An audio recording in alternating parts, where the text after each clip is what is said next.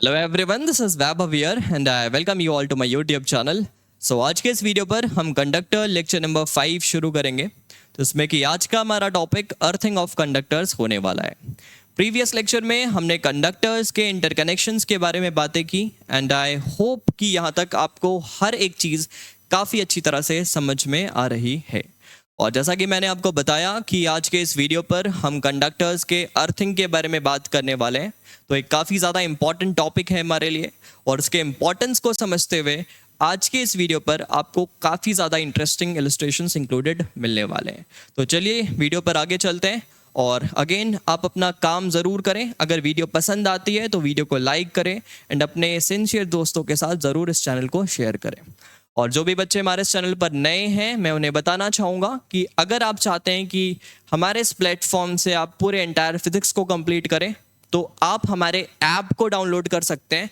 App का link आपको हमारे इस वीडियो के डिस्क्रिप्शन बॉक्स पे मिल जाएगा। ऐप डाउनलोड करने के बाद आपको अलग अलग कोर्सेज मिलेंगे जिसमें कि अभी तक हमने मैकेनिक्स का पोर्शन कंप्लीट किया है, जिसमें अभी तक हमने मैकेनिक्स का पोर्शन कंप्लीट किया है। मैं जेई 2025 वालों के लिए बात कर रहा हूँ अभी फ़िलहाल। तो 2025 वालों के लिए बात कर रहा हूँ। मैकेनिक्स अभी तक कंप्लीट किया है और जिस लेवल पे मैकेनिक्स कंप्लीट हुआ है आप किसी भी लेवल पे compete कर सकते हैं। आप इस कोर्स के थ्रू किसी भी लेवल पे compete कर सकते हैं। इंडिया के टॉप स्टूडेंट को टॉप बैच पे जो चीज़ें पढ़ाई गई होंगी उससे कम यहाँ पर आपको कुछ भी देखने को नहीं मिलेगा। हो सकता है ज़्यादा ही मिल जाए। तो ये मैकेनिक्स का कोर्स हम कंप्लीट कर चुके हैं और साथ में सेकेंड टॉपिक हमारा जो ऑप्टिक्स का था प्लस वेव्स और एसएचएम। ऑप्टिक्स के अंदर आपको geometrical optics, wave optics as usual दोनों मिल जाने वाले हैं। और वेव्स, एसएचएम, ये हमारा सेकंड कोर्स था और ये भी कंप्लीट हो चुका है। सारे लेक्चर्स इसके अंदर भी कंप्लीट हो गए हैं एंड अगेन बिल्कुल टॉप नॉच लेक्चर्स मिलेंगे बिना किसी लूप होल्स के साथ। आपको काफ़ी ज़्यादा मज़ा आने वाला है। अगर आप इन लेक्चर्स के साथ जुड़ते हैं तो आपको काफ़ी ज़्यादा मज़ा आने वाला है। और अगर आप अपने प्रिपरेशन पे कहीं भी लैग कर रहे हैं और आपको लगता है कि आप चाहते हैं कि आप बेस्ट लेवल की चीज़ें सीखें तो आप हमारे इस कोर्सेज को ज़रूर जाकर एक बार चेकआउट कर सकते हैं। आपको बेस्ट रिजल्ट प्रोवाइड कर सकता है अगर आप इन्हें सिंसियरली फॉलो कर लेते हैं। बहुत इंपॉर्टेंट वर्ड बोल रहा हूँ, सिंसियरली फॉलो कर लेते हैं। बिकॉज सिर्फ कोर्स ले लेने से, परचेस करने से एंड फिर एक दो लेक्चर्स देख लेने से आपका काम नहीं बनेगा।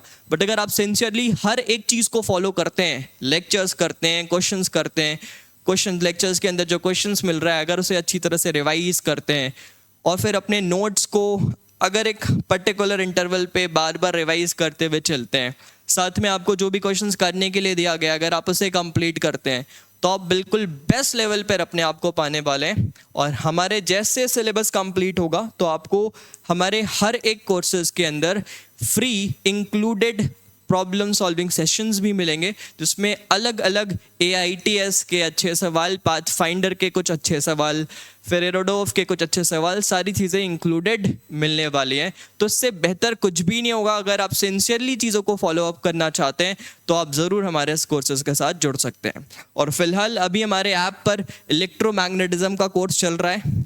इलेक्ट्रोमैग्नेटिज्म का कोर्स चल रहा है और इस इलेक्ट्रोमैग्नेटिज्म के कोर्स में अभी हम मैग्नेटिज्म वाला पार्ट कंप्लीट करने वाले और फिर हम EMI वाले पार्ट पर एंटर करेंगे। तो जिस लेवल पे ये इलेक्ट्रोमैग्नेटिज्म चल रहा है आप हमारे इस कंडक्टर्स के लेक्चर से भी प्रेडिक्ट कर सकते हैं। और मैग्नेटिक्स अभी जो इस तरह से हमने कंप्लीट करने वाले हैं बिल्कुल टॉप लेवल पे मैग्नेटिक्स ख़त्म हो रहा है। तो अगर आप चाहते हैं कि हर एक टॉपिक को लेक्चर्स के थ्रू ही इतना प्रॉपर कर लें कि आपको कम प्रैक्टिस करने की ज़रूरत पड़े, मैं ऐसा नहीं बोल रहा हूँ कि इस कोर्सेज के थ्रू आपको मेहनत कम करना पड़ेगा। लेक्चर्स के अंदर मेहनत ज़्यादा है, उसके बाद आपको चीज़ें काफ़ी आसान लगने वाली है। तो अगर आप चाहते हैं कि अच्छी तरह से सारी चीज़ों को कवर करें तो आप हमारे इन कोर्सेज के साथ जुड़ सकते हैं। जाइए और डिस्क्रिप्शन बॉक्स से ऐप का लिंक से ऐप के लिंक के थ्रू आप हमारे ऐप को डाउनलोड कीजिए। तो चलिए आगे बढ़ते हैं आप हमारे इस लेक्चर पे जिसमें हम अर्थिंग ऑफ कंडक्टर्स के बारे में बात करने वाले हैं।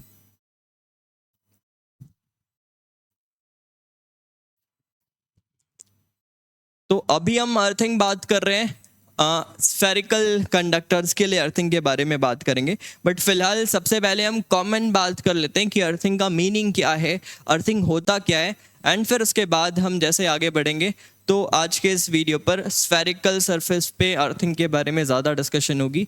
फिर आगे आने वाले लेक्चर्स में आपको प्लेट वगैरह पर भी अर्थिंग देखने को मिलेगा। तो चलिए शुरू करते हैं और समझते हैं क्या है अर्थिंग का मीनिंग।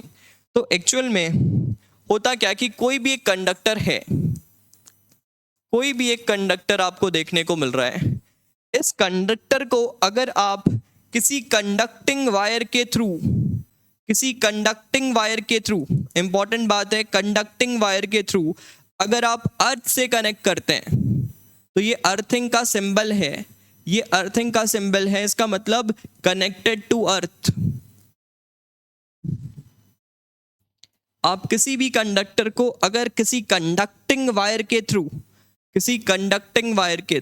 कंडक्टिंग वायर इसलिए इंपॉर्टेंट है बिकॉज अगर वायर कंडक्टिंग नहीं होगा और इसके पास रेजिस्टेंस वगैरह होगा तो चीज़ें थोड़ी बहुत चेंज हो सकती है। तो फिलहाल मैं क्या बोल रहा हूँ, एक कंडक्टिंग वायर के थ्रू अगर आप इस बॉडी को अर्थ के साथ कनेक्ट कर दें तो इसी प्रोसेस को हम अर्थिंग का नाम देते हैं।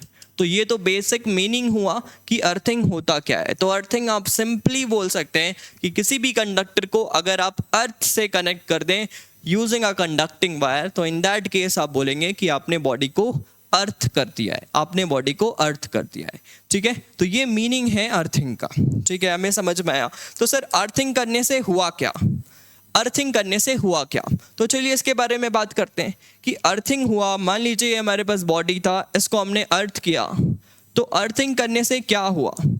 अर्थिंग करने से हुआ कुछ ऐसा कि अर्थ जो है, अगर मान लीजिए ये अर्थ के साथ कनेक्टेड है तो अर्थ हम बोल सकते हैं काफ़ी बड़ा स्फीयर है, स्फीयर जैसा अभी फिलहाल मान सकते हैं, एक काफ़ी बिग स्फीयर जैसा मान सकते हैं फिलहाल थोड़ी देर के लिए। तो अगर मैं इसमें काफ़ी बिग स्फीयर की तरह अगर इसे मान रहा हूँ तो आप इस बॉडी को जैसे ही अर्थ करते हो तो अर्थ जो है आप उसको एक जीरो पोटेंशियल बॉडी की तरह मान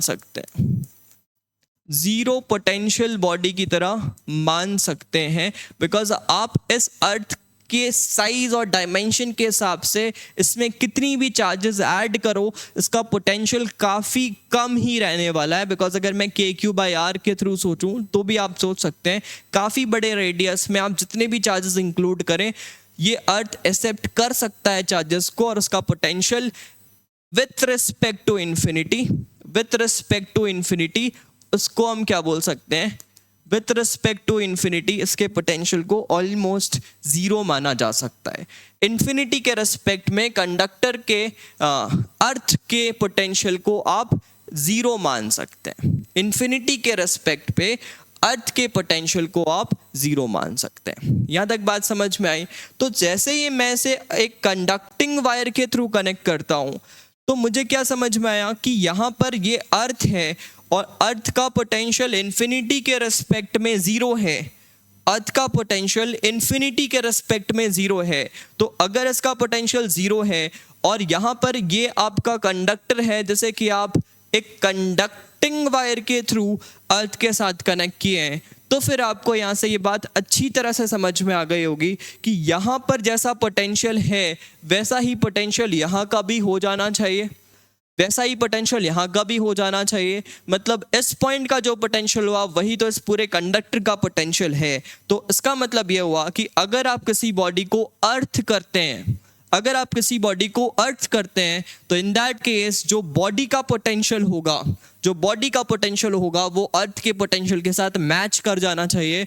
और ये मैच कैसे करेगा? चार्जेस के फ्लो के कारण, बिकॉज मान लीजिए पहले इसके पास कुछ चार्जेस थे, अब हम क्या करेंगे, जैसे ही हम इसे अर्थ करते हैं तो चार्जेस का कुछ रीडिस्ट्रीब्यूशन होगा among this conductor and earth, conductor और अर्थ के बीच में चार्जेस का रीडिस्ट्रीब्यूशन होगा। और इस रीडिस्ट्रीब्यूशन से फाइनली क्या देखने को मिलेगा कि जो कंडक्टर है उसका जो फाइनल पोटेंशियल जो है वो जीरो हो जाने वाला है। तो यहां से हमें यह समझ में आया कि अगर आप किसी भी बॉडी को अर्थ करते हैं तो उसका फाइनल पोटेंशियल जीरो हो जाता है with respect to infinity. Infinity के रिस्पेक्ट में उस कंडक्टर का पोटेंशियल जीरो देखने को मिलने वाला है। यहां तक बातें क्लियर होंगी? क्या बोलने की कोशिश की जा रही है आपको यहाँ तक समझ में आई होगी। तो अर्थिंग का मीनिंग हमने पहले समझा, किसी भी बॉडी को किसी भी कंडक्टर को अर्थ के साथ डायरेक्टली कनेक्ट करने पर हम उस बॉडी को अर्थ बोलते हैं using a conducting wire. Because बीच में मैं ड्रॉप नहीं चाहता हूँ, बिकॉज जब चार्जेस एक जगह से दूसरी जगह फ्लो होंगे तो हो सकता है यहाँ पर करंट हो, और करंट होने के साथ अगर ये कंडक्टिंग नहीं है तो यहाँ पर कुछ पोटेंशियल डिफरेंस क्रिएट होगा, and then the potential of earth is not equals to the potential of conductor. इस वजह से हम जो भी यूज कर रहे हैं वो कंडक्टिंग वायर कर रहे हैं, और अगर एक कंडक्टिंग वायर के थ्रू आप किसी भी बॉडी को कनेक्ट कर देते हैं विथ अर्थ, तो आप क्या देख सकते हैं कि वो बॉडी भी जीरो पोटेंशियल की तरह हो गया है with respect to infinity. I hope यहाँ तक बातें बहुत अच्छी तरह से क्लियरली समझ में आ रही होंगी कि हम अर्थिंग का मीनिंग किसे बोलते हैं।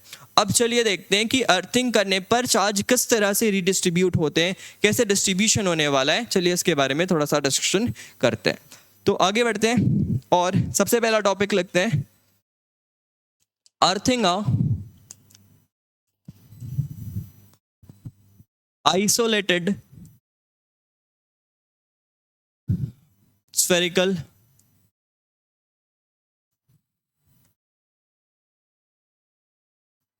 charged shell। तो एक स्फेरिकल चार्ज शेल था आपके पास और उसको आप अर्थ कर रहे हो। आइसोलेटेड है ये। आइसोलेटेड का मतलब समझ रहे हैं, ये किसी भी इसके सराउंडिंग में और कोई भी चार्ज नहीं रखा हुआ है। It is completely isolated in nature. तो मान लीजिए ये कंडक्टिंग शेल है और इसको आप किसी एक स्विच के थ्रू यहाँ पर एक स्विच बनाते हैं और इससे हम कनेक्ट करना चाहते हैं विथ अर्थ के साथ कनेक्ट करना चाहते हैं। और मान लीजिए जब कनेक्ट नहीं किया गया था, मतलब ये स्विच जब ओपन था तो आपने इसमें कुछ क्यू चार्ज दिया था, इसमें आपने कुछ क्यू चार्ज दिया था, तो ऐसा कुछ क्यू चार्ज इस पे बना दिया हमने। ठीक है, समझ में आया। अब जैसे ही हम इसे अर्थ करते हैं तो ये बिफोर अर्थिंग का कंडीशन था। आफ्टर अर्थिंग कैसा देखने को मिलेगा, चलिए ये समझते हैं। तो जैसे ही हमने अर्थिंग किया यहाँ पर, मतलब इस स्विच को क्लोज किया, तो आपको क्या समझ में आना चाहिए कि इस बॉडी का जो पोटेंशियल है वो जीरो हो जाना चाहिए। इस बॉडी का पोटेंशियल जीरो होने का मतलब क्या है कि इस बॉडी के अगेंस्ट इन्फिनिटी से अगर आप किसी यूनिट कूलम के चार्ज को लाएं तो कोई भी वर्क नहीं करना पड़ेगा। पोटेंशियल जीरो होने का मतलब क्या है कि इस बॉडी के अगेंस्ट, इस बॉडी का पोटेंशियल मतलब इस बॉडी के बारे में ही सिर्फ बात हो रहा है। तो इस बॉडी का पोटेंशियल जीरो होने का मतलब क्या है कि इन्फिनिटी से इस बॉडी पर अगर आप यूनिट कूलम के चार्ज को लाते हैं तो आपको कोई भी वर्क करने की जरूरत नहीं होगी। तो ये कब हो सकता है? इन्फिनिटी से अगर इस पॉइंट पर अगर मुझे किसी चार्ज को लाना और कोई वर्क नहीं करना पड़ रहा है, इसका मतलब इसने कुछ फील्ड ही नहीं बनाया, तभी तो वर्क नहीं करना पड़ा। तो आइसोलेटेड कंडक्टर के अंदर अगर आप देखें तो जो भी चार्जेस हैं वो पूरे फ्लो हो जाएंगे टू दी अर्थ। जो भी चार्जेस इसके पास थे वो पूरे फ्लो हो जाएंगे टू दी अर्थ, जिससे कि क्या होने वाला है, जिससे कि फाइनली हमें क्या समझ में आएगा कि अब इसका पोटेंशियल क्या हो गया, जीरो। अब इसका पोटेंशियल क्या हो गया, जीरो। आई होप यहाँ तक बातें बहुत अच्छी तरह से क्लियर हो रही है। तो इसका मतलब क्या है कि अगर मैं एक आइसोलेटेड कंडक्टर को अर्थ कर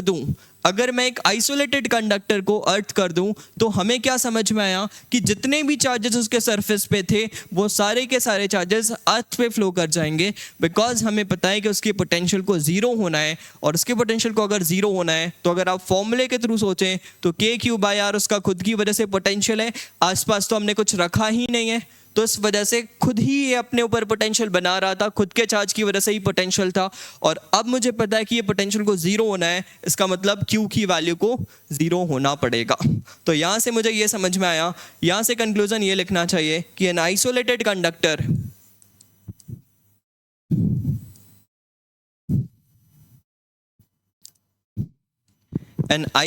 अर्थ कंडक्टर contains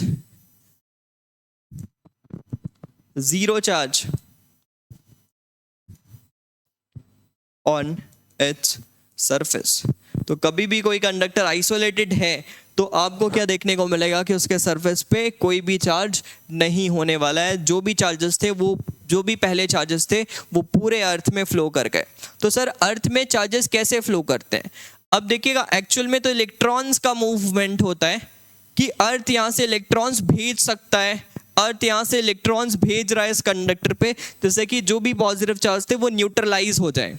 एक्चुअल में तो ऐसा कुछ होता है, बट हम अपने कन्वेंशन को ध्यान में रखते हुए ऐसा भी बोल सकते हैं कि पॉजिटिव चार्ज यहाँ से उतर के अर्थ के अंदर जा रही है। तो आप कुछ भी बोलिए, ज़्यादा बेटर होता है कि आप पॉजिटिव चार्ज के साथ सोचें, जैसे कि करंट वगैरह के डायरेक्शन में आपको कोई भी इशू ना आए। ज़्यादा क्लियर है?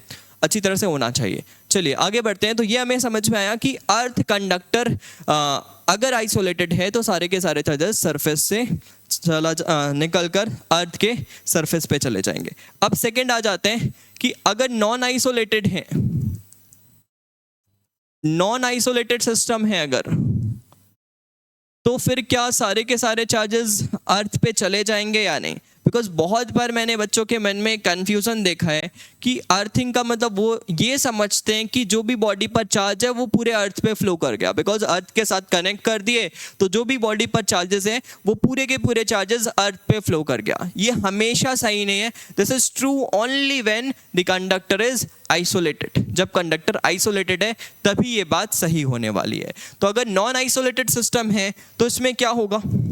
नॉन आइसोलेटेड सिस्टम है तो इसमें क्या होगा? तो मान लीजिए यहाँ पर आपने एक कंडक्टर लिया है और इसमें कुछ क्यू चार्जेस थे, एक क्यू चार्जेस थे, या फिर मान लीजिए ये पहले अनचार्ज था। तो अब अनचार्ज था तो क्या हुआ सर?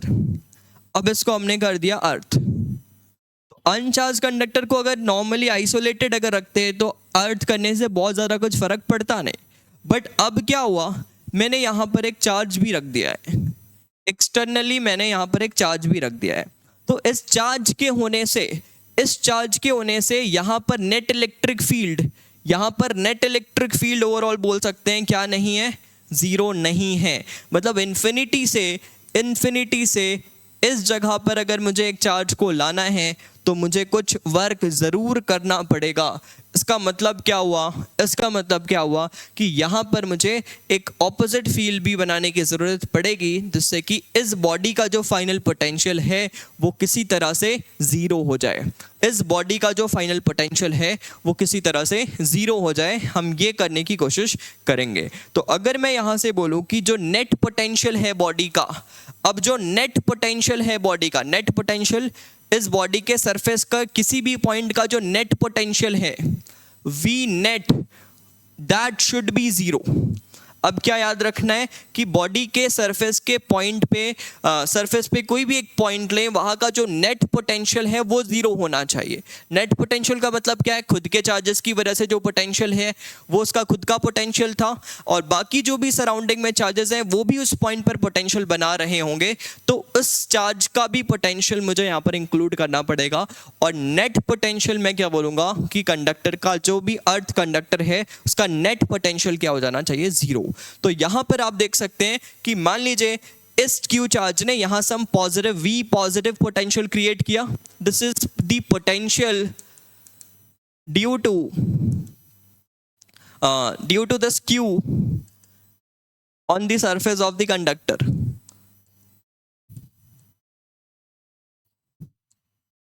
तो सरफेस ऑफ द कंडक्टर पे ये कुछ क्यू चार्ज का पोटेंशियल इसने क्रिएट किया। इस पॉइंट पे मान लो इस पॉइंट पे इसने कुछ पोटेंशियल क्रिएट किया। तो अब आपको क्या समझ में आना चाहिए कि अगर इसने कुछ कंडक्टर पे ऐसा पोटेंशियल क्रिएट किया है तो अब आपको ये बात भी क्लियर होना चाहिए कि इसमें जो आए इसके अंदर भी कुछ ऐसे पोटेंशियल आ जाने चाहिए जिससे कि नेट पोटेंशियल जीरो हो जाए। तो इसने अगर कुछ पॉजिटिव पोटेंशियल क्रिएट किया है तो खुद के अंदर इसमें कुछ चार्जेस ऐसे आएंगे जिससे कि नेट पोटेंशियल क्या हो जाए? जीरो।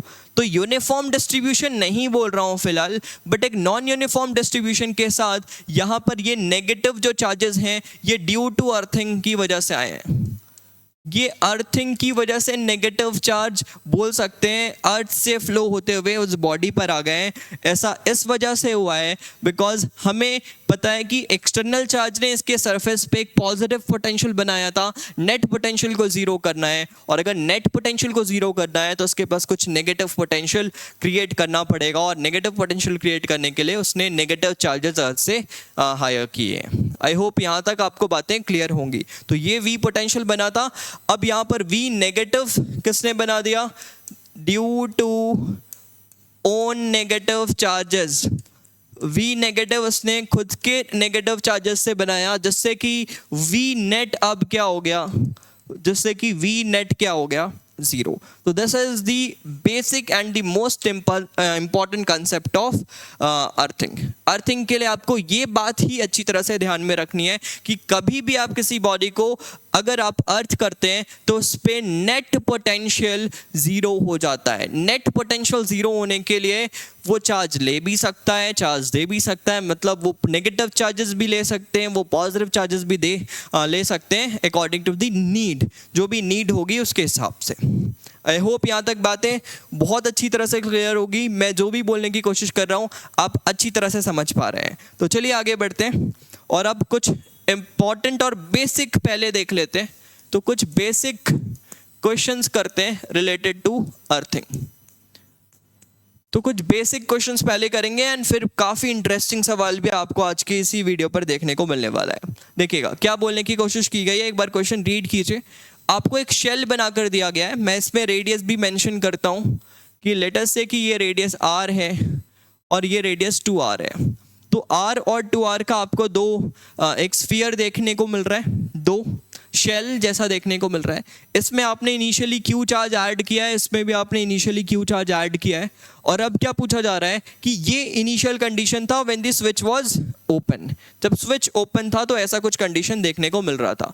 अब क्या बोला गया है ये ध्यान से सुनिएगा। Calculate the charge phloem through the switch S when it is closed. तो जब आपने इस स्विच को क्लोज किया तो इससे क्या चार्जेस फ्लो होंगे, इसके बारे में आपको बात करना है, इसके बारे में आपको बात करना है। तो चलिए एक बार चेक करते हैं कि क्या होता है अर्थिंग करने पर, यहाँ पर क्या चेंजेस होगा। तो अभी मैं फिलहाल इन सारे चार्जेस को मिटा देता हूँ बिकॉज अभी हमें फाइनल नए चार्जेस बनाने की ज़रूरत है। तो अब देखिएगा अर्थिंग करने से क्या डिफरेंस आया, इसके बारे में बात करते हैं। तो ये आपको कंडक्टर देखने को मिल रहा है।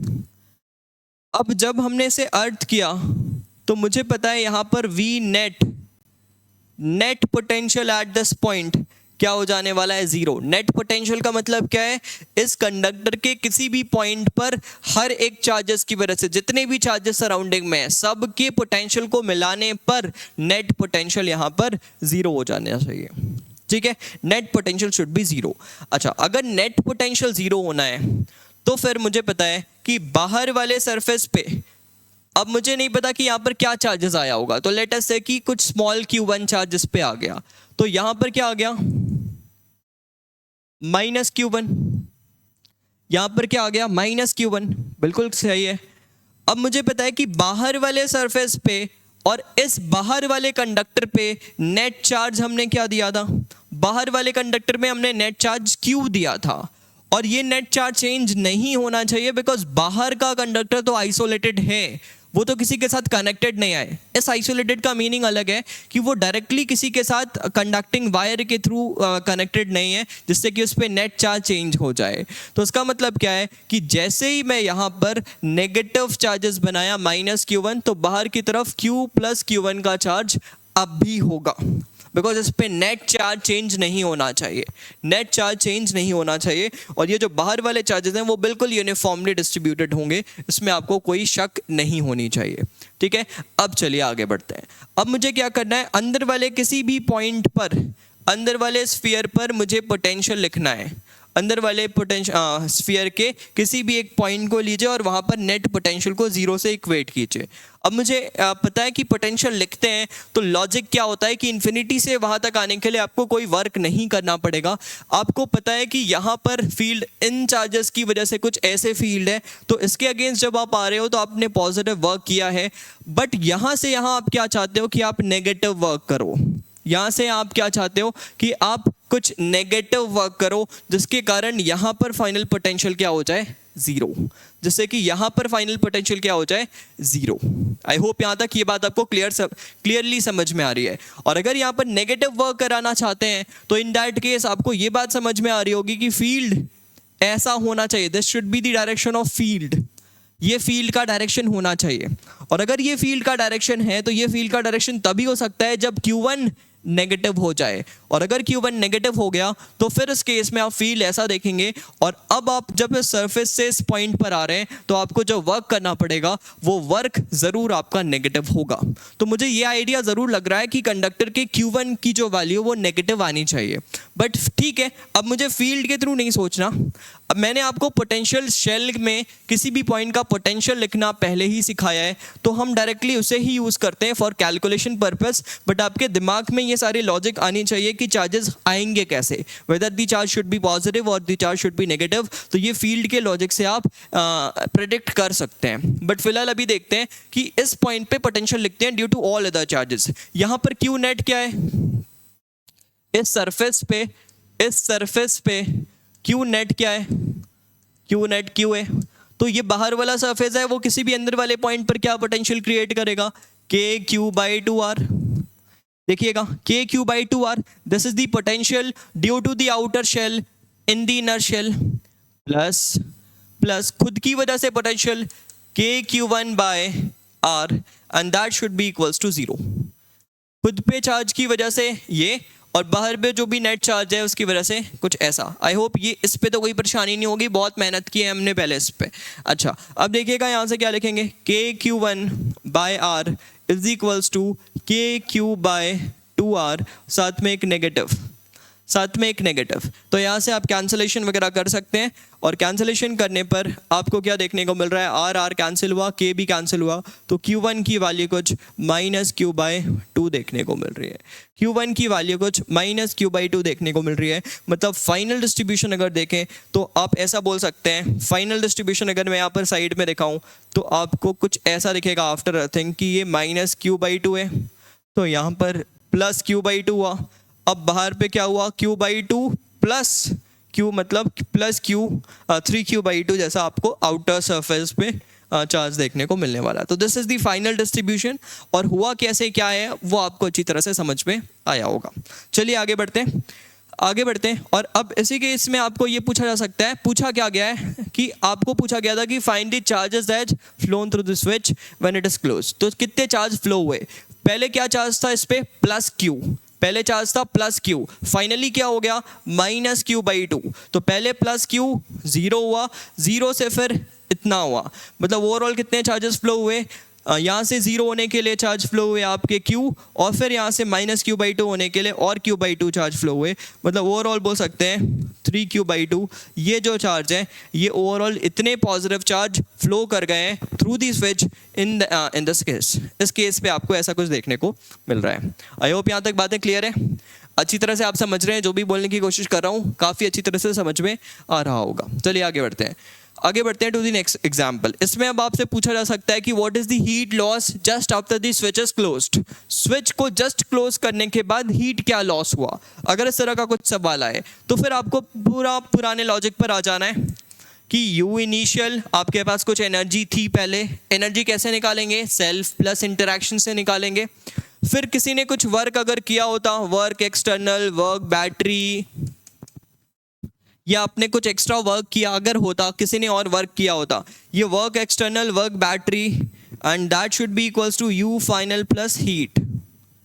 ऐसा लिखते हैं U फाइनल प्लस हीट। तो आप यहाँ पर क्या देखेंगे, इस केस में ये दोनों तो जीरो हैं, ये तो जीरो हैं, तो अगर आपको हीट चाहिए तो हीट के लिए आप U initial minus U final directly कर सकते हैं, that should be the heat. आपके पास पहले क्या एनर्जी थी और फाइनली क्या एनर्जी हो गई, यहाँ से आप हीट वगैरह की वैल्यू निकाल सकते हैं। आई होप यहाँ तक क्लियर होगा, जो भी बातें कर रहा हूँ काफ़ी अच्छी तरह से समझ में आ रही होगी। चलिए अब आगे बढ़ते हैं टू द नेक्स्ट एग्जाम्पल। एक अगले एग्जाम्पल आप पर आते हैं। अगेन एक सिंपल एग्जाम्पल लिया है मैंने, इसके बाद फिर आपको थोड़े टफ साइड में एग्जाम्पल्स देखने को मिलने वाले हैं। चलिए देखते हैं क्या बोल रहा है। The figure shows a conducting sphere A of radius a. तो एक स्फीयर है जिसका रेडियस ए है, और साथ में surrounded by a neutral conducting spherical shell of B of radius B. तो ये बी एक शेल है जिसका रेडियस बी है, स्मॉल बी। अब क्या कर रहे हैं, इनिशियली दी स्विच, आपको ये कुछ सिस्टम देखने को मिल रहा है, आई होप समझ में आ रहा होगा। पहला स्विच ये है, तो चलिए इस फिगर को अपन अपने साथ ले चलते हैं, इस फिगर को साथ ले चलते हैं एंड देन फिर कंडीशन बाय कंडीशन जो भी दिया गया है उसको फॉलो करेंगे।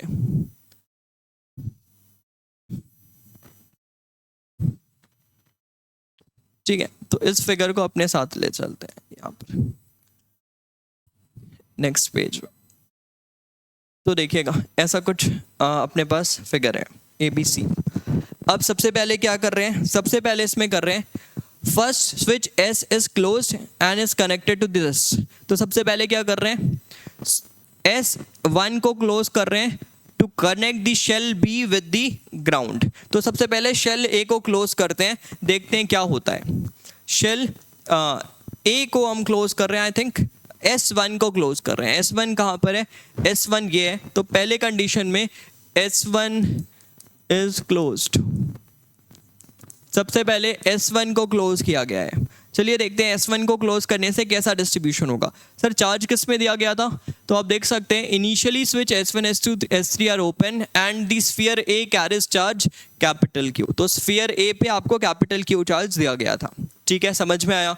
अब देखते हैं क्या होगा। तो मुझे पता है कि जैसे ही इसे क्लोज किया तो इस पॉइंट का जो V नेट है वो क्या हो जाना चाहिए, 0। इस पॉइंट का V नेट 0 हो जाना चाहिए। मतलब मैं क्या बोल सकता हूँ कि अंदर वाले स्फीयर ने जो पोटेंशियल बनाया, बाहर वाले ने खुद की वजह से जो पोटेंशियल बनाया, वो सारे मिलाकर आपको नेट पोटेंशियल 0 देखने को मिलने वाले हैं।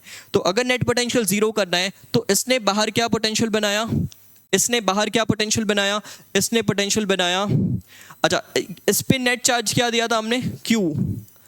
इस पे नेट चार्ज क्या दिया था, Q। अब मुझे बताइए आप कि ये Q चार्ज इधर उधर हो सकते हैं क्या, ये Q चार्ज इधर उधर हो सकते हैं क्या, नहीं। ये किसी के साथ भी कनेक्टेड नहीं है, ये किसी के साथ कनेक्टेड नहीं है डायरेक्टली। अगर कनेक्टेड नहीं है तो इस सरफेस पे नेट चार्ज नहीं बदलना चाहिए, और अगर नेट चार्ज नहीं बदलना है तो इसका मतलब तो ये हुआ कि जो भी चार्जेस हैं वो इसके आउटर सरफेस में Q चार्ज अभी भी होना चाहिए। बिल्कुल समझ में आया। तो इसके आउटर सरफेस पे जो चार्ज हुआ वो प्लस Q बोल रहा हूँ, और मैं इसके इनर प्लस आउटर पे मिलाकर जो नेट चार्ज है, नेट चार्ज है वो इनिशियली 0 था, क्या अभी भी 0 होगा, सोचिएगा।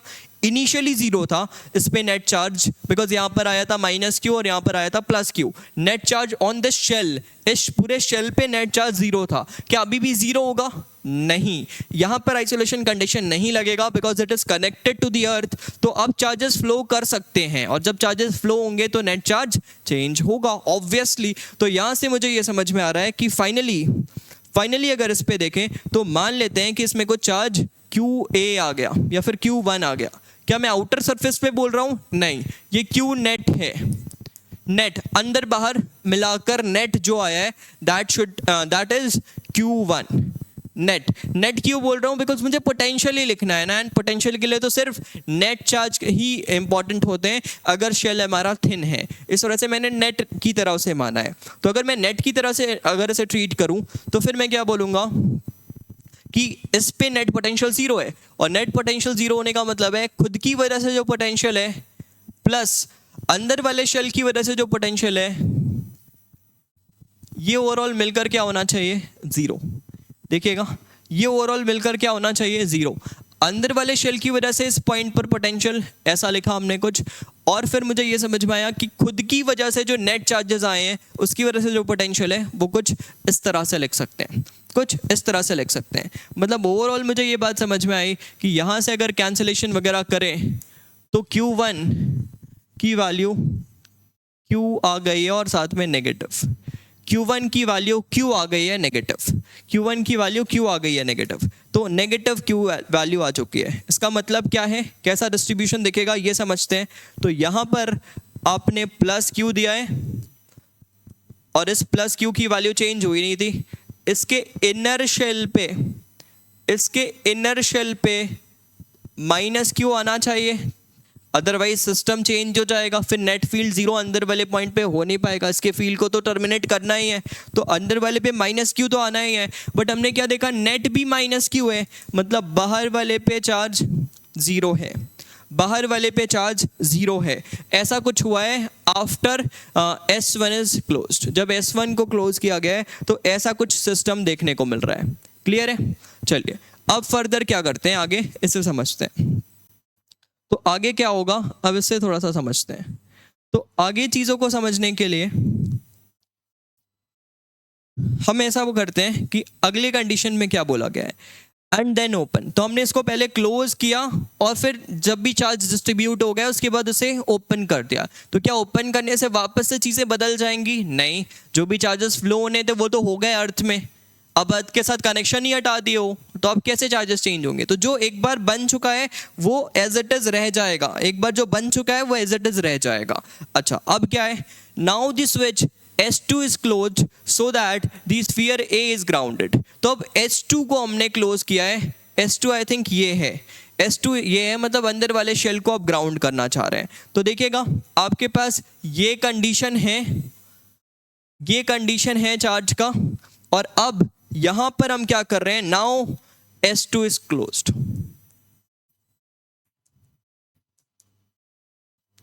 अब S2 को क्लोज कर रहे हैं। तो S2 अगर यहां पर क्लोज हो जाता है तो फिर आपको क्या देखने को मिलेगा? अभी मान लीजिए ये S2 हमने ओपन रखा है, तो ऐसा देखने को मिल रहा है। अब S2 को क्लोज करते हैं। तो जब आप S2 क्लोज करेंगे तो आप ध्यान से देखिएगा डिस्ट्रीब्यूशन कैसा हुआ। व्हेन S2 इज क्लोज्ड मतलब ये इसके साथ कनेक्ट हो चुका है। तो फिर अब मुझे पता है अंदर वाले पॉइंट पर जो V है वो क्या होना चाहिए, 0। नेट पोटेंशियल यहाँ पर होना चाहिए 0। और अगर इस पॉइंट पर नेट पोटेंशियल 0 होना है तो बाहर वाले सरफेस की वजह से, खुद की वजह से जो भी नेट है वो 0 हो जाना चाहिए। तो क्या अब इस पे नेट चार्ज क्यों लिखना पड़ेगा? सोचिएगा, क्या इस पे नेट चार्ज अब क्यों लिखना चाहिए? तो आपका आंसर होगा सर नहीं लिखना चाहिए, बिकॉज नेट चार्ज अब चेंज हो सकता है। तो हम मान लेते हैं कि इस पे जो नेट चार्ज है वो कुछ माइनस क्यों लिखूंगा मैं, कुछ प्लस ही मान लेता हूं। प्लस Q1 का चार्ज मैंने मान लिया, इसमें मान लिया। तो अब मैं क्या जानता हूं कि बाहर वाले सरफेस पे Q नेट माइनस Q है। माइनस Q का डिस्ट्रीब्यूशन बदल सकता है बट नेट चार्ज नहीं बदलेगा, क्योंकि यहां पर आपने जब अर्थिंग किया है तो आपको बाहर वाला शेल किसी भी चीज़ों के साथ कनेक्टेड नहीं है, तो उसका नेट चार्ज तो नहीं बदलना चाहिए। तो इसका मतलब क्या है कि यहाँ पर कुछ चार्जेस बदलेगा बट यहाँ पर जो Q नेट है वो अभी भी माइनस Q है। नेट लिख रहा हूँ, अंदर बाहर मिलाकर Q नेट जो है वो अभी भी माइनस Q है। तो अब मैं अगर अंदर वाले पॉइंट के पोटेंशियल को लिखना चाहूँ तो क्या लिखूंगा, K minus Q bye 2R क्यों लिख रहे हैं, अपन B लिखेंगे बिकॉज इसने जो अंदर पोटेंशियल बनाया है वो इसके सरफेस वाले पोटेंशियल के इक्वल है, प्लस खुद की वजह से इसने पोटेंशियल बनाया KQ1 बाय इसका रेडियस A था, A that should be equals to 0। ये मिलकर आपको 0 देखने को मिलने वाला है। तो यहाँ से अगर आप प्रेडिक्ट करें और यहाँ से अगर आप देखें कि क्या वैल्यू आ रही है तो लिखेंगे आप KQ1 by A is equals to KQ by B। K वगैरह को करते हैं कैंसिल, तो Q1 की वैल्यू आ गई कुछ A by B times of Q। Q1 की वैल्यू आ गई A by B times of Q। I hope यहाँ तक क्लियर है। A by B times of Q clear होना चाहिए। अच्छा ये Q1 की वैल्यू है, Q1 की वैल्यू मतलब इस वाले शेल पे। तो फाइनल डिस्ट्रीब्यूशन कैसा देखने को मिला, फाइनल डिस्ट्रीब्यूशन सोचिएगा, तो ये मेरा Q1 की वैल्यू आ गई। फाइनल डिस्ट्रीब्यूशन कुछ ऐसा हो गया, ये शेल ये कुछ ऐसा, तो यहाँ पर प्लस Q1, यहाँ पर माइनस Q1,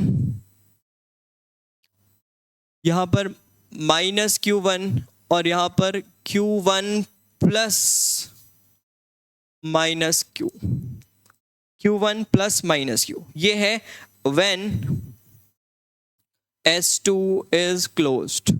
जब S2 को क्लोज किया गया है तो फाइनल डिस्ट्रीब्यूशन ऐसा है, Q1 की वैल्यू कुछ ऐसी है, ये जो Q1 लिख रहे हैं वो वैल्यू कुछ ऐसा रखा है। आई होप यहाँ तक क्लियर है। अब क्या करते हैं, फाइनली क्वेश्चन में पूछा क्या गया एक बार रीड कर लेते हैं बिकॉज स्टेप बाय स्टेप बढ़ रहे हैं। अब क्या कर रहे हैं, हाँ, अब हम क्या कर रहे हैं फर्दर कि now S2 is open and finally S3 is close. Question आधा मिसिंग है, मैं आपको बता रहा हूं क्या कर रहे हैं। And finally S3 is closed, and finally S3 is closed, find heat generated, find heat generated when S3 is closed। तो जब S3 को क्लोज किया गया है तो आपको हीट कितना जनरेट हुआ सिस्टम पे ये निकालना है। Find the heat generated when S3 is closed. ठीक है, तो चलिए ट्राई करते हैं। अब S3 को क्लोज करते हैं। S3 क्या है? इनका इंटरकनेक्शन है। S3 इनका इंटरकनेक्शन जैसा कुछ हो गया। तो अगर मैं S3 की बात करूं तो अब ध्यान से देखिएगा, इस सिस्टम पे इंटरकनेक्शन हुआ है, एक तरह से इंटरकनेक्शन हुआ है। तो when S3 is closed, next is when S3 is closed,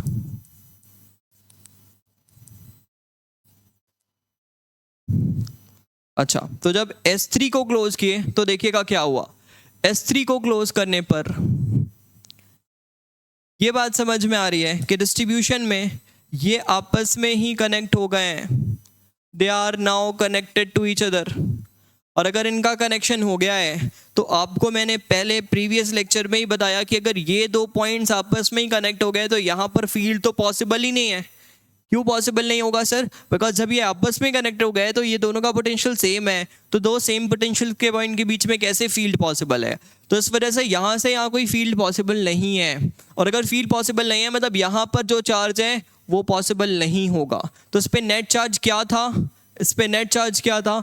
ऐसा कुछ सिस्टम था, ऐसा कुछ सिस्टम था, और फाइनली ये ऐसा कुछ बदल गया। तो ये जो Q1 है, ये जो Q1 था, ये पूरे बाहर चले जाने चाहिए।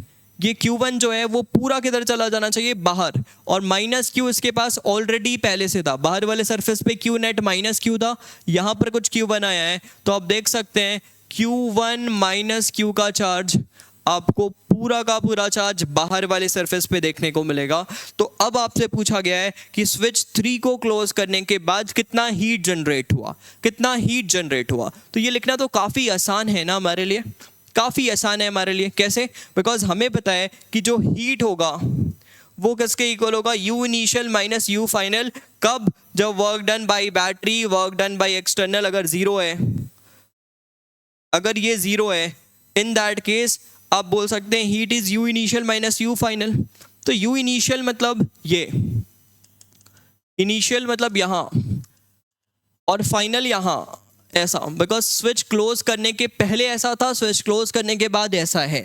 तो इनमें आपको एनर्जी का डिफरेंस लिखना है। तो आपको पता है आप इसका सेल्फ लिख लेंगे, आप इसका सेल्फ लिख लेंगे कि Q1 square by 2A plus plus बाहर वाले सरफेस में माइनस Q नेट है तो K minus Q by 2B उसका होल स्क्वायर, प्लस इनके बीच का interaction K Q1 minus Q by distance which is B। तो ये आपका हो गया U इनिशियल, और U फाइनल आप देख रहे हैं सिर्फ बाहर है, सिर्फ बाहर है। तो इसे अगर मैं Q नॉट बोल रहा हूँ तो U final is K Q not square by 2B। यहाँ पे मैंने 2 लिखा है ना, हाँ लिखा है, तो 2B। तो ये आपका ओवरऑल U फाइनल है। तो this is U final, this is U initial. Now subtract them by putting these values, value of Q1 and all आपको पुट करना है, और आपको यहाँ से फाइनली क्या मिलेगा? जो भी हीट यहाँ पर डेवलप हुआ है। आई होप आपको ये बात क्लियर हो रही होगी। आपको इस सवाल में सिर्फ ये बताने की कोशिश की गई है कि जब आप अर्थिंग करते हैं, जब आप अर्थिंग करते हैं तो कैसे डिस्ट्रीब्यूशन वगैरह चेंज हो सकता है। आई होप यहाँ तक क्लियर है। चलिए अब थोड़े टफर साइड पे आगे बढ़ते हैं, कुछ और अच्छे टफ क्वेश्चंस को डिस्कस करने की कोशिश करेंगे। तो आपको देखने को मिल सकता है दिस इज पाथफाइंडर MCQ, और इसको एक बार खुद से ट्राई कीजिए वीडियो पॉज करते हुए, फिर मैं इसके सोल्यूशन पर आगे बढ़ता हूँ। चलिए आगे देखते हैं क्या हो रहा है। तो अब यहाँ पर अगर आप ध्यान से देखें तो ये एक शेल है, इस शेल पे आप इसको रेडियस, आप इसका R देख रहे हो, इसका रेडियस R देख रहे हो, और टोटल चार्ज जिसके पास Q है, इसके पास टोटल चार्ज Q है, this is the net charge इसके पास जो होने वाला है, नेट कैरिंग टोटल चार्ज। ये टोटल है, बाहर वाले सरफेस पे नहीं बोल रहा हूँ, टोटल चार्ज ऐसा है। Two point charges Q and 2Q are placed at point A and B। तो A वाले पॉइंट पे Q रख दिया गया है और B वाले पॉइंट पर कहीं 2Q रख दिया गया है, और इनके बीच का जो डिस्टेंस है ये भी मुझे बताया गया है, दैट डिस्टेंस इज 2R, और ये जो डिस्टेंस है दैट इज 0.5R। ये 0.5R, ठीक है। अब क्या बोला जा रहा है, from the centre respectively if the shell is earth how much charge will flow through to the earth. तो अब यहाँ पर हमने एक अर्थिंग के लिए स्विच तो लगा कर रखा था, उसके पहले हमने सिस्टम को ऐसा कुछ किया है।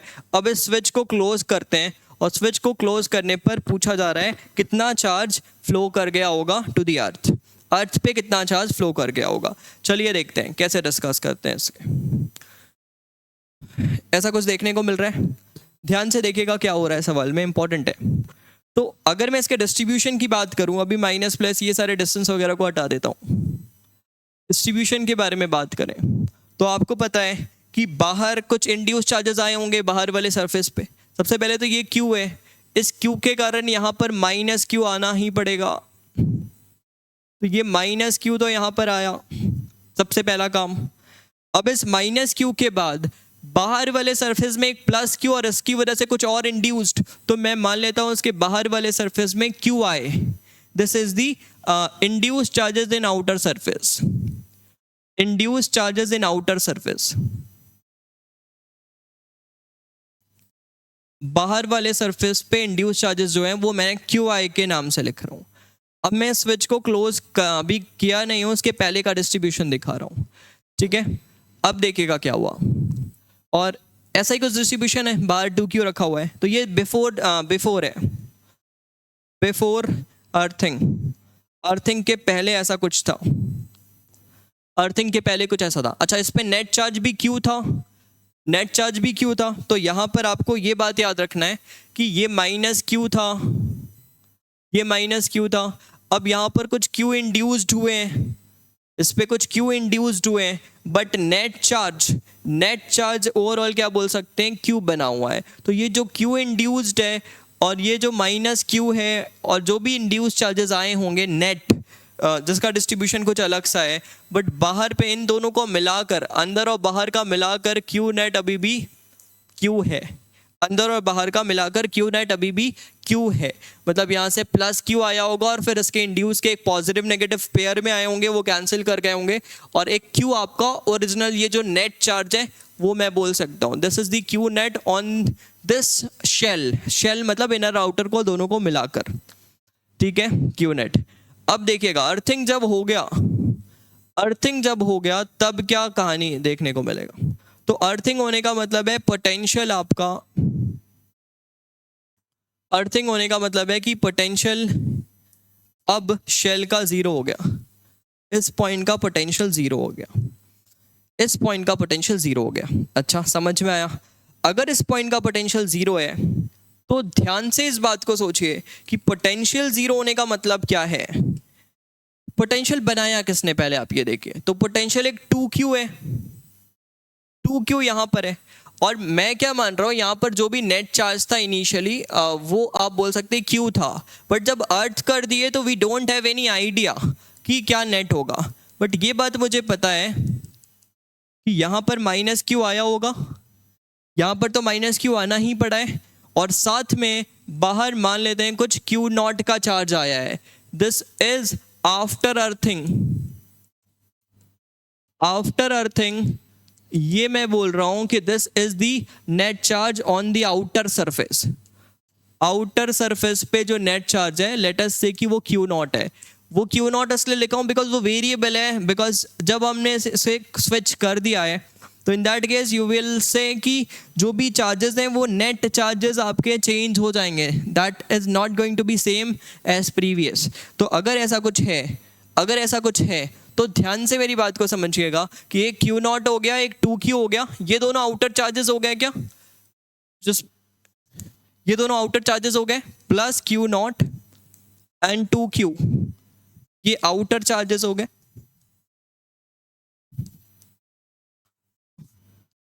और Q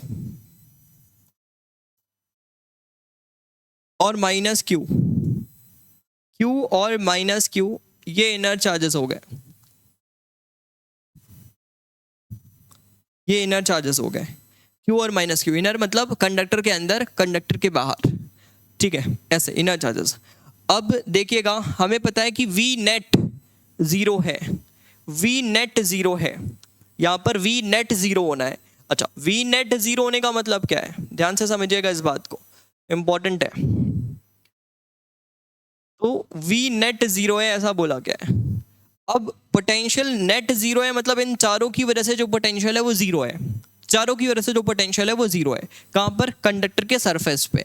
अब मुझे बताओ कंडक्टर के सरफेस पे इन दोनों का नेट पोटेंशियल क्या है, इन दोनों का नेट पोटेंशियल क्या है, इनका V net on the surface ये क्या है, जीरो है।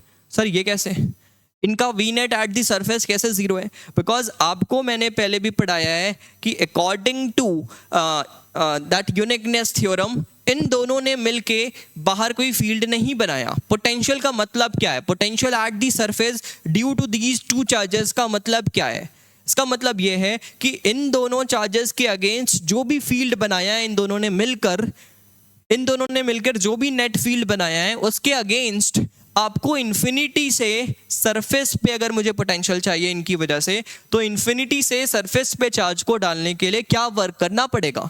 बट मुझे पता है कि इन दोनों की वजह से बाहर तो फील्ड बना ही नहीं है, और अगर इन दोनों की वजह से बाहर फील्ड नहीं है तो इसका मतलब क्या हुआ, इसका मतलब तो यही हुआ कि इन दोनों की वजह से सरफेस पे जो नेट पोटेंशियल है वो अभी भी जीरो है, वो अभी भी जीरो है।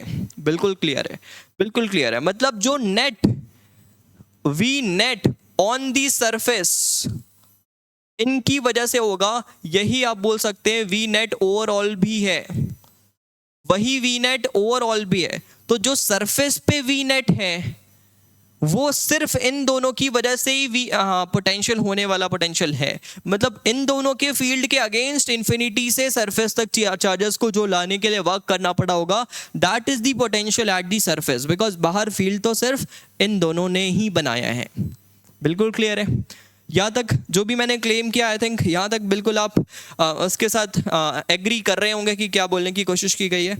चलिए अब एक और इम्पॉर्टेंट बात कि अगर मुझे इस सरफेस पे पोटेंशियल लिखना है इन दोनों की वजह से, 2q की वजह से और साथ में q0 और 2q की वजह से जो नेट पोटेंशियल लिखना है, नेट पोटेंशियल लिखना है, तो सोचिएगा कि क्या मैं सरफेस पे पोटेंशियल इनकी वजह से नेट लिख सकता हूँ। नॉर्मली सोचिएगा तो आपको ये समझ में आएगा आप नहीं लिख सकते, बिकॉज कैसा डिस्टेंस कौन सा लें क्या करें, बिकॉज ये यहाँ पर रखा हुआ है, ये तो ठीक है सरफेस पे रखा हुआ है इसकी वजह से, बट वो भी नॉन यूनिफॉर्मली डिस्ट्रीब्यूटेड है, ये यूनिफॉर्म तो है नहीं, नॉन यूनिफॉर्म डिस्ट्रीब्यूटेड है, तो फिर इसकी वजह से भी पोटेंशियल KQ/R के फॉर्मूले से लिख नहीं सकते सरफेस पे पोटेंशियल खुद की वजह से। तो ये मेरे लिए फिर से एक टास्क है कि इन दोनों की वजह से नेट पोटेंशियल कैसे लिखूं। तो अब एक और पॉइंट समझिएगा, एक और पॉइंट समझिएगा कि मुझे ये बात पता है कि इन दोनों ने मिलकर जो भी फील्ड बनाया है वो ओनली आउटसाइड फील्ड बनाया है ना, इन दोनों ने मिलकर बोल रहा हूं, इन दोनों ने मिलकर जो फील्ड बनाया है वो सिर्फ और सिर्फ बाहर बनाया है। और अगर इन दोनों का मिलाकर फील्ड सिर्फ और सिर्फ बाहर है, सिर्फ और सिर्फ बाहर है, तो इसका मतलब तो ये हुआ कि इन दोनों ने अगर मिलकर सिर्फ बाहर फील्ड बनाया है तो इसका मतलब यह है कि इन दोनों के अगेंस्ट सरफेस तक आने के लिए जो वर्क करना पड़ा वही वर्क सेंटर पे आने के लिए भी करना पड़ेगा ऑब्वियसली, बिकॉज अंदर तो इन्होंने फील्ड बनाया ही नहीं, तो इनकी वजह से जो सरफेस पे पोटेंशियल है वही सेंटर पे पोटेंशियल है। क्या ये बात से आप एग्री करते हैं? करना चाहिए। तो फिर यहां से मैं क्या बोलूंगा कि V due to these two V net at the surface is equals to V net at the center। इनकी वजह से जो सरफेस पे पोटेंशियल है वही सेंटर पे भी पोटेंशियल है। क्लियर है? अच्छा, तो इनकी वजह से जो सरफेस पे पोटेंशियल है वही सेंटर पे पोटेंशियल है, तो सेंटर पे क्या नेट पोटेंशियल है वो लिख सकते हैं क्या? लिख सकते हैं। कैसे? बिकॉज 2q का सेंटर से डिस्टेंस मुझे पता है, वो डिस्टेंस क्या है? 2r, तो इस वजह से v नेट एट सेंटर अगर लिखें तो k into 2q bye 2r, ठीक है। बट सर क्यू जो क्यू इंड्यूस्ड है यहाँ पर, इंड्यूस्ड जो क्यू नॉट है वो तो नॉन यूनिफॉर्मली डिस्ट्रीब्यूटेड है। अच्छा, तो नॉन यूनिफॉर्मली डिस्ट्रीब्यूटेड है तो क्या दिक्कत है, बट सारे चार्जेस हैं तो सरफेस पे, और सरफेस और सेंटर के बीच का डिस्टेंस भी हमें पता है कि वो तो आर ही है, तो इस वजह से जो भी चार्जेस हैं उनकी वजह से जो नेट पोटेंशियल बना होगा वो तो आप ऐसा ही बोल सकते हैं, शायद रेडियस आपको स्मॉल आर से बताया गया है, दैट शुड बी जीरो, ये जीरो होना चाहिए। अच्छा, इसे जीरो क्यों बोल रहा हूं, बिकॉज जो we net at the surface है वो सिर्फ जो नेट ओवरऑल है सरफेस पे वो सिर्फ इन दोनों की वजह से ही है, और नेट ओवरऑल कैसा है, ओवरऑल नेट पोटेंशियल तो जीरो है, इस वजह से मैंने यहाँ पर जीरो के साथ इक्वेट किया, इस वजह से यहाँ पर मैंने जीरो के साथ इक्वेट किया। क्लियर है? अच्छा, तो अब यहाँ से हम क्या बोल सकते हैं, अब यहाँ से क्या बोल सकते हैं, ध्यान से देखिएगा, अब यहाँ से क्या बोल सकते हैं,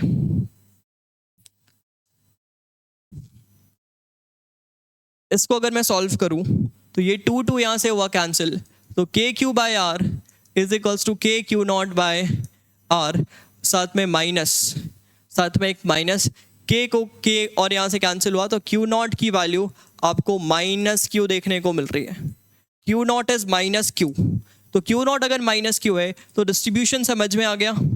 आफ्टर अर्थिंग डिस्ट्रीब्यूशन कैसा हो गया, यहाँ तो माइनस क्यू था ही, यहाँ तो माइनस क्यू था ही, क्यू माइनस क्यू आया था सर, ये यहाँ वाले होने वाले क्यू की वजह से माइनस क्यू तो आया था यहाँ पर,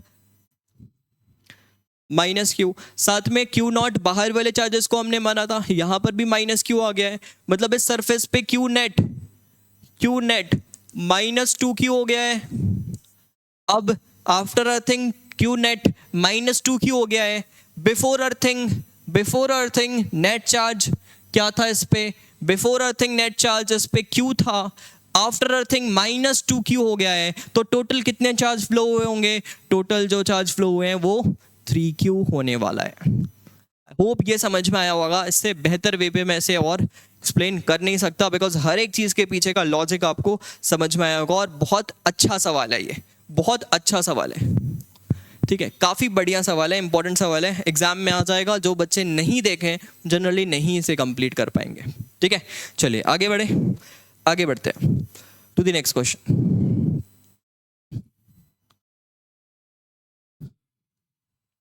अच्छा देखिएगा, सिंपल सा सवाल है ये, पाथफाइंडर का कोई BYU है, शायद BYU 33 है। देखिएगा बहुत इजी सा सवाल है, बस थोड़ा सा दिमाग लगाना है तो एवरीथिंग विल बी क्लियर, सब कुछ क्लियर हो जाएगा।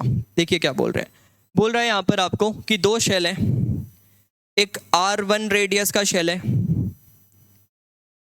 एक R1 रेडियस का शेल है, और एक दूसरा शेल है R2 रेडियस का, एक R2 रेडियस का शेल है, और इसके बाहर एक और पतला सा हमने शेल बनाया है। ये डिस्टेंस काफ़ी छोटा है, मैंने इसे बड़ा बनाकर दिखाया है जैसे कि फिगर क्लियर हो, और यहाँ पर हमने एक छोटा सा होल किया है, और इस होल के थ्रू हमने इन दो स्फीयर्स को कनेक्ट किया है, with a conducting wire. Conducting uniform charge distribution, यहाँ पर इनके बीच का जो सेपरेशन है इसे d बताया गया है, तो ये जो डिस्टेंस है दैट इज d, ये डिस्टेंस d है, और ये d काफ़ी छोटा है as compare to the R2 के कंपैरिजन में d छोटा है, तो कुछ अप्रॉक्सीमेशन लेना होगा, वो देखेंगे। Find the charge acquired by all the three surface if the second surface is given charge q। अब जो सेकेंड सरफेस है इस पे q चार्ज दिया था हमने, इस पे हमने q चार्ज दिया था। The second sphere is surrounded by a grounding concentric conducting shell with uniform this. अच्छा, तो इस पे देखिएगा ये ग्राउंडेड है, और अब इस ग्राउंडेड शेल पे पहले ये सिस्टम पे कोई चार्ज नहीं था, ये ऐसा सिस्टम रखा हुआ था। अब क्या करते हैं कि हम इस पे क्यू चार्ज डाल देते हैं, इस पे क्यू चार्ज हमने डाला किसी एक्सटर्नल हेल्प के थ्रू। तो अगर हमने इस पे क्यू चार्ज ऐड किया तो अब बोला जा रहा है इस पे क्यू चार्ज ऐड करने के बाद आपको सारे तीनों स्फीयर पे नेट पोटेंशियल बताना है, सॉरी नेट चार्जेस बताना है, हर एक सरफेस पे क्या होगा। क्लियर है? ये सवाल में पूछा गया है। तो तो ये अजम्पशन लगाना है, अजम्पशन हम देख लेंगे, distance between the sphere is much large than their radii, मतलब ये जो डिस्टेंस है, ये जो z वाला डिस्टेंस है, दिस इज लार्ज, मतलब इनका आपस में इंटरेक्शन नहीं है, ये बात आपको बोलने की कोशिश की गई है। इसकी वजह से यहाँ पर कोई भी पोटेंशियल नहीं होगा, इनका आपस में कोई भी इंटरेक्शन नहीं है, ठीक है। अच्छा, अब देखिएगा क्या बोलने की कोशिश की जा रही है, अच्छी तरह से समझ में आएगा। तो अगर मैं इस क्वेश्चन को ध्यान से देखूं तो मुझे ये बहुत इजी सवाल लगता है। क्यों? बिकॉज सिर्फ पोटेंशियल के बारे में ही तो बात की गई है। तो पोटेंशियल के बारे में जब बात की गई है तो क्या इक्वेशंस बनाए? तो मुझे पता है कि ये अर्थ है, पहला चीज तो मुझे दिख रहा है कि अर्थिंग है। तो अगर ये अर्थ है मतलब इसका जो वी नेट है वो जीरो है, इसका जो वी नेट है ये जीरो है, पहली चीज तो मुझे ये समझ में आई। और आपस में ये दो इंटरकनेक्टेड है, ये इंटरकनेक्टेड है, तो इनके इंटरकनेक्शन से ये इंटरकनेक्टेड हैं, तो इनके इंटरकनेक्शन की वजह से हम बोल सकते हैं कि इसका जो पोटेंशियल है V, तो यहाँ पर भी पोटेंशियल V होगा, दोनों का पोटेंशियल सेम होना चाहिए because they are interconnected. Interconnection पर तो हमने ऐसा ही कुछ सीखा है, दो बॉडी अगर इंटरकनेक्टेड होंगे तो चार्ज डिस्ट्रीब्यूट करेंगे खुद में, जिससे कि net charge net potential overall दोनों का सेम हो जाए, ऐसा ही कुछ है, नेट पोटेंशियल दोनों का सेम हो जाए।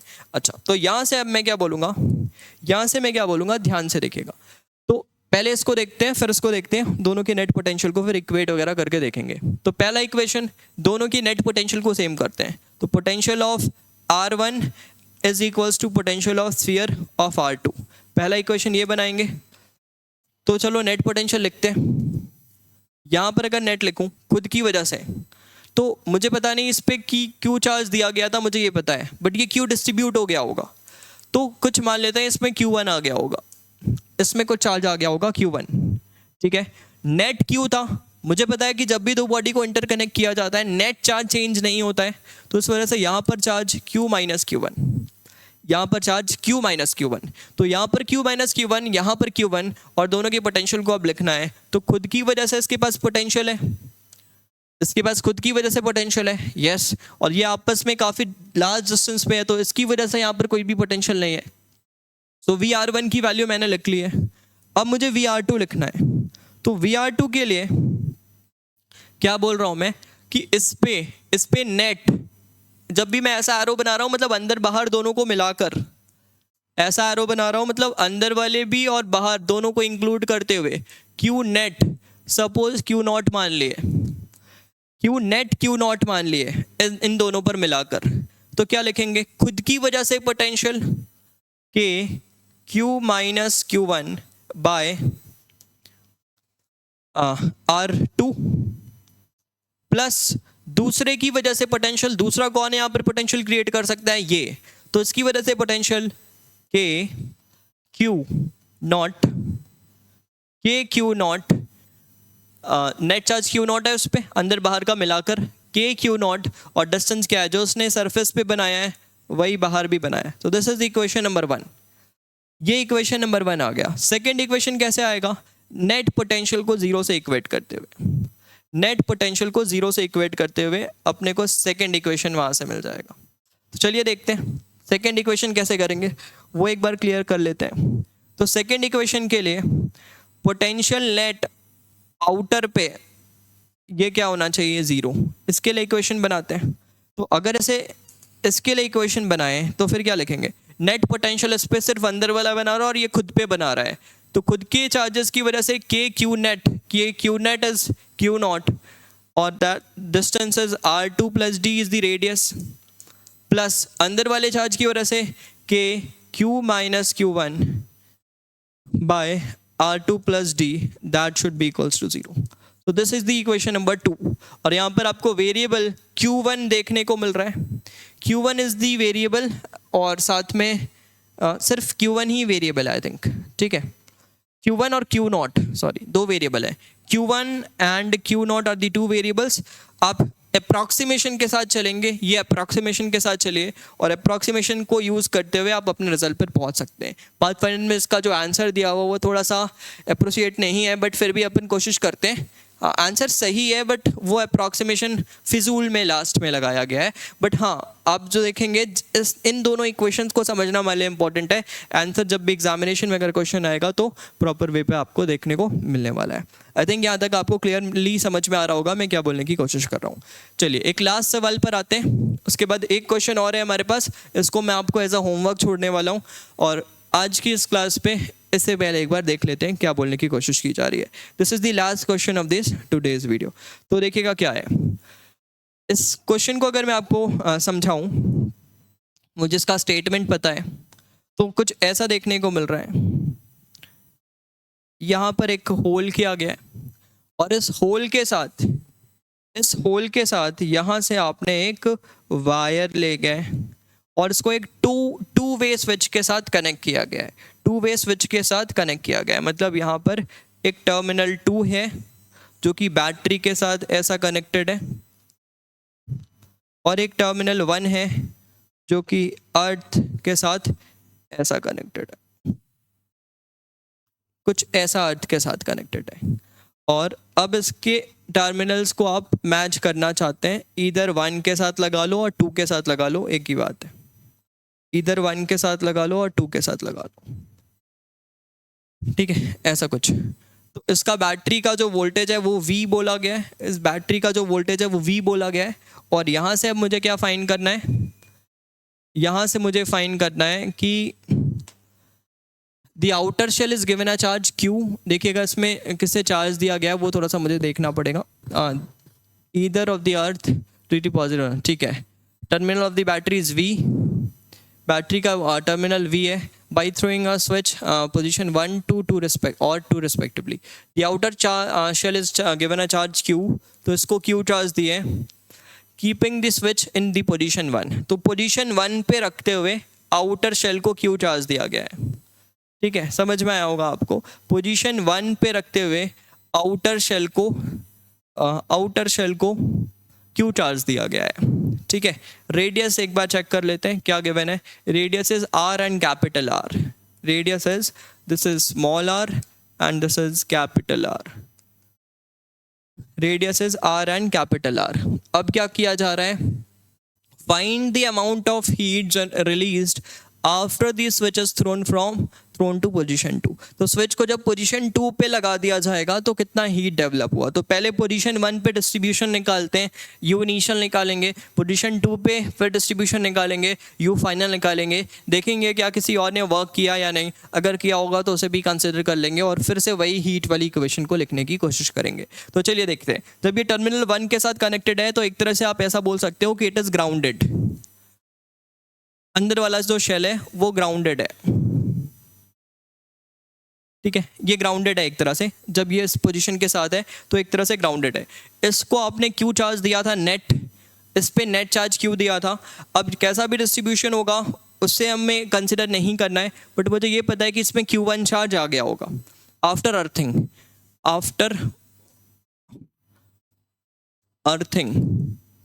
मतलब पोजीशन 1 पे देख रहे हैं, तो पोजीशन 1 पे ऐसा कुछ देखने को मिल रहा है।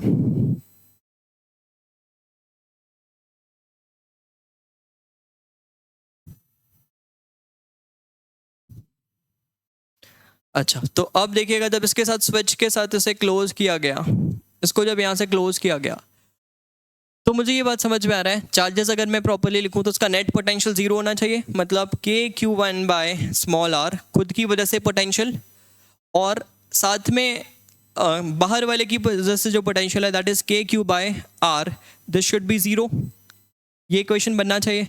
यहाँ से Q1 निकालते हैं तो Q1 क्या हो गया, KQ by r negative is equals to KQ1 by small r, cancel वगैरह कर सकते हैं, तो Q1 की वैल्यू कुछ आ रही है minus RR by RR into Q, Q1 की वैल्यू है, ठीक है, Q1 की वैल्यू मिल गई।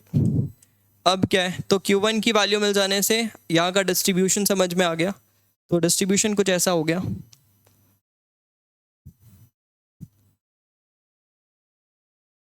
तो डिस्ट्रीब्यूशन कैसा हो गया, कुछ यहाँ पर Q1, यहाँ पर माइनस Q1, और बाहर वाले पे फिर आप नेट चार्ज आपको क्यू बनना है, तो फिर लिख सकते हैं यहाँ पर Q minus Q one, Q plus Q one, Q plus Q one, ऐसा कुछ नेट फील्ड यहाँ पर बन रहा है। अच्छा, अब क्या करते हैं, स्विच 2 पे इसको ले जाते हैं, स्विच 2 पर ले जाते हैं, देखते हैं यहाँ से क्या हुआ। स्विच 2 पे जब इसे ले गए तो क्या चेंजेस हुआ।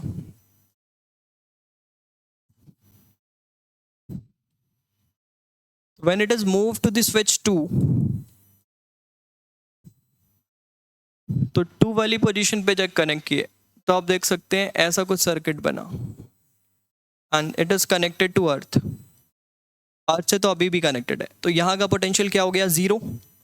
यहाँ का पोटेंशियल हो गया जीरो, तो यहाँ का इसका वोल्टेज V है, तो इसका पोटेंशियल V, इसका पोटेंशियल V, तो इसका भी पोटेंशियल V कंडक्टिंग वायर के साथ लगा हुआ है।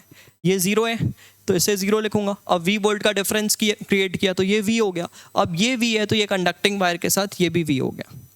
तो अब अगर मुझे पता है कि ऐसा कुछ है तो बाहर वाले सरफेस पे, इस बाहर वाले सरफेस पे नेट चार्ज तो चेंज हुआ नहीं, तो अभी भी इस पे क्यू नेट क्यू ही है, क्यू नेट क्यू ही है, और इस पे कुछ चार्ज आ गया Q2 और नेट पोटेंशियल यहाँ का V हो गया। तो क्या लिखेंगे इक्वेशन, के Q2 बाय आर,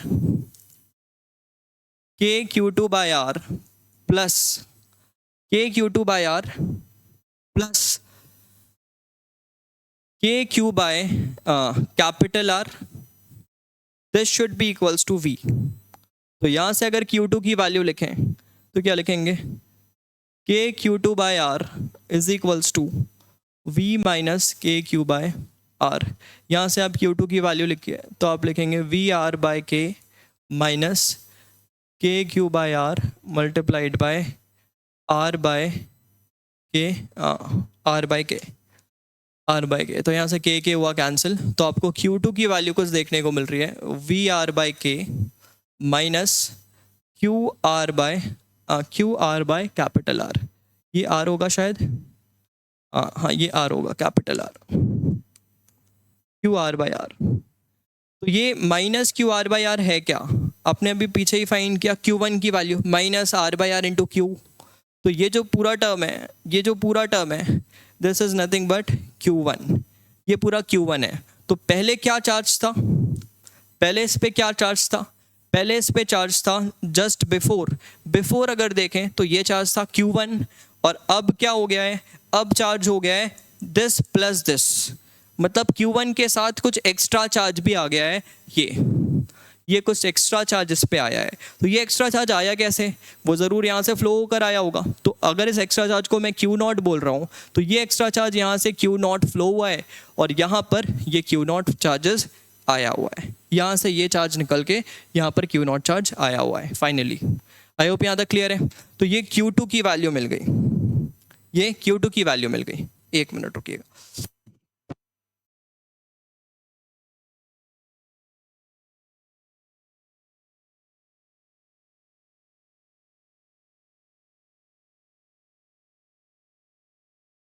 ओके तो देखते हैं, तो यहाँ पर मुझे कैसे Q2 की वैल्यू मिल गई, ये Q0 चार्ज यहाँ से फ्लो होता हुआ आया है। तो अब मुझे पता है फाइनल डिस्ट्रीब्यूशन कैसा हो गया, यहाँ पर चार्ज Q2, यहाँ पर नेट चार्ज Q, और साथ में बैटरी भी यहाँ पर है जिससे कुछ चार्ज फ्लो होता हुआ गया है, बैटरी भी है यहाँ पर जिससे कुछ चार्ज फ्लो होता हुआ गया है। अच्छा, तो फाइनली यहाँ से क्या रीड कर सकते हैं हम। अब अगर मुझे हीट चाहिए, अगर मुझे हीट चाहिए तो हीट के लिए मैं क्या एक्सप्रेशन लिखता हूँ, हीट के लिए मेरा एक्सप्रेशन होता है U initial plus work done by the battery plus work done by external is equals to U final plus heat, ऐसा। तो यहाँ पर अगर आप देखें कि बैटरी का वर्क है क्या, बैटरी का वर्क है क्या, ये तो जीरो है, ठीक है, कोई एक्सटर्नल ने वर्क नहीं किया। बैटरी का वर्क है क्या, तो जी हाँ बैटरी का वर्क है। कैसे है बैटरी का वर्क, बिकॉज बैटरी का वर्क है क्या, बैटरी कर क्या रहा है, इस लोअर पोटेंशियल से इस हायर पोटेंशियल पे चार्ज को भेज रहा है। लोअर पोटेंशियल से हायर पोटेंशियल पे चार्ज को अगर भेज रहा है, मतलब मान लो यहाँ पर कोई एक लोअर पोटेंशियल का पॉइंट है, यहाँ पर हायर पोटेंशियल का पॉइंट है, और यहाँ से यहाँ अगर आपको जाना है तो वर्क क्या करना पड़ता है, Q into delta V between the 2 points.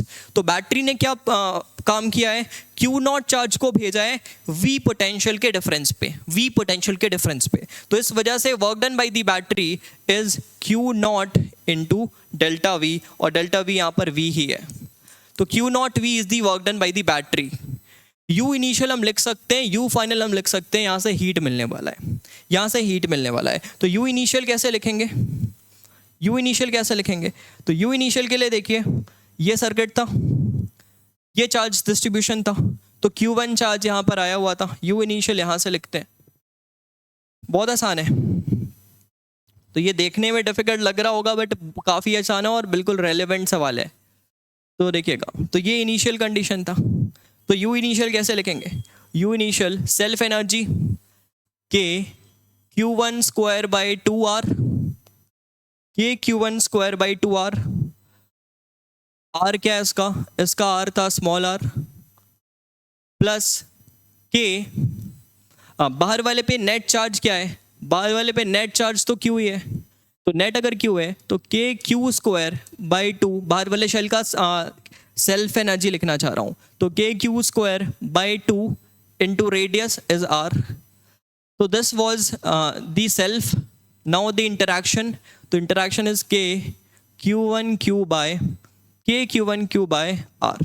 तो this is you initial. You final के लिए देखिएगा क्या करेंगे, तो यू फाइनल के लिए मुझे पता है कि डिस्ट्रीब्यूशन कैसा हो गया है, Q2 है और यहाँ पर Q है नेट, Q2 और Q नेट, Q2 की वैल्यू ऑलरेडी निकाल चुके हैं, तो यू फाइनल कैसे लिखूंगा, you final is K Q2 square by 2R plus K Q square by 2R plus K Q2 Q by R। This is U final. And what is work done by the battery? Work done by the battery is Q naught into V, और Q naught की value already पता है हमें, Q naught की value already पता है, जो भी एक्स्ट्रा चार्ज आया था, बिकॉज जब स्विच 1 पे कनेक्ट किया हमने तो क्या देखा, स्विच 1 से स्विच 2 पे जब कनेक्ट किया तो Q2 की वैल्यू में ये एक्स्ट्रा टर्म आया था, पहले से इतना चार्ज था, एक्स्ट्रा ये चार्ज आ गया, तो ओवरऑल बोल सकते हैं दिस इज दी Q2 जो कि एक्स्ट्रा आया है, और वो एक्स्ट्रा बैटरी से फ्लो होता हुआ, अर्थ से निकलता हुआ बैटरी से फ्लो होता हुआ इस पे आया है, मतलब वर्क बैटरी से जो चार्ज फ्लो हुआ है वो कुछ यही है, वो यही है। तो Q नॉट भी मुझे पता है, अब मुझे सिर्फ एक्सप्रेशन पे डालना है, इन टर्म्स को मुझे सिर्फ इस एक्सप्रेशन पे डालना है और यहाँ से हीट की वैल्यू कैलकुलेट कर लेनी है। एंड बिलीव मी कि ये काफ़ी अच्छा रिजल्ट आता है, आप एक बार से सॉल्व करके देखिएगा। सॉल्व करने पर आपको you initial minus you final पहले कर लीजिए, you initial minus you final कर लीजिए, because you initial minus you final plus work done by the battery, this is heat. तो यहाँ से पहले आप you initial minus you final कीजिए, यहाँ से बहुत आसानी से हो जाएगा। आप Q1 square minus Q2 square करेंगे तो उसके लिए फिर आप उसको ब्रेक कर लीजिएगा, Q1 plus Q2, Q1 minus Q2 पे, एंड फिर इसको आप सॉल्व करते हुए यहाँ से आइए और फिर work done by the battery के लिए Q नॉट की वैल्यू पीछे से उठाइए, V के साथ देखिए, और एक काफ़ी वन टर्म आंसर आने वाला है, एक टर्म में आपका आंसर यहाँ पर देखने को मिल जाएगा। तो ये ओवरऑल बोल सकते हैं आज के इस क्लास में हमने काफ़ी अच्छे सवाल किए एंड आई थिंक कि आपको अर्थिंग काफ़ी अच्छी तरह से क्लियर हो गया होगा। तो इसी तरह से अगर आपको सारी चीज़ें कवर अप करनी है तो आप हमारे ऐप को डाउनलोड कीजिए, ऐप डाउनलोड करने के बाद हमारे कोर्सेज़ को आप एक बार चेकआउट कर सकते हैं, आपको काफ़ी ज़्यादा बेनिफिशियल होगा। And again one more request कि आप चैनल को ज़्यादा से ज़्यादा अपने दोस्तों के साथ शेयर करें, जिससे कि मुझे भी एक अच्छी रीच मिले और ऐसे ही क्वालिटी वीडियोस आपको और इस चैनल पर आते हुए देखने को मिलने वाले हैं। ठीक है, तो आज की इस वीडियो को यहाँ पर ही ख़त्म करते हैं। Thank you very much. और एक भी ये जो क्वेश्चन है ये आपको एज अ होमवर्क छोड़ दिया गया है, तो आप इसको एज अ होमवर्क ट्राई करेंगे, होगा तो अगले वीडियो पर के शुरुआत में एक बार से डिस्कस कर दिया जाएगा। ठीक है, तो आज के इस वीडियो पर यहाँ पर ही ख़त्म करते हैं। Thank you very much.